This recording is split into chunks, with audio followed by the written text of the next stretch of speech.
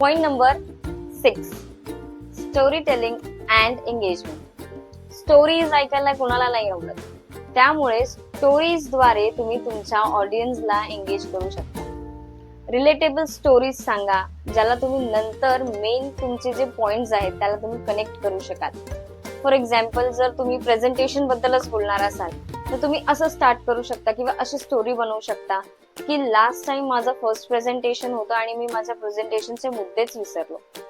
आता ह्याने उत्सुकता तयार होते आणि तुम्ही मग नंतर सांगू शकता की how you cover up, may be because of mind mapping, किंवा तुम्ही हँड रिटन नोट्स काढले होते ज्याच्यामुळे तुम्हाला ते पॉइंट्स रिकलेक्ट करायला मदत झाली.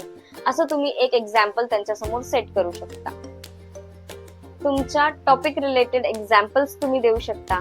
ऑडियन्सला थोडासा ह्युमरमुळे लाफ्टर मिळतो, ते अग्री करतात, ते नॉड करतात आणि तसंच ते तुमच्या सोबत एंगेजही राहतात. तुम्ही तुमच्या ऑडियन्सला काही छोटे छोटे प्रश्नही विचारू शकता जे त्यांना स्वतःलाही रिलेटेबल वाटतील.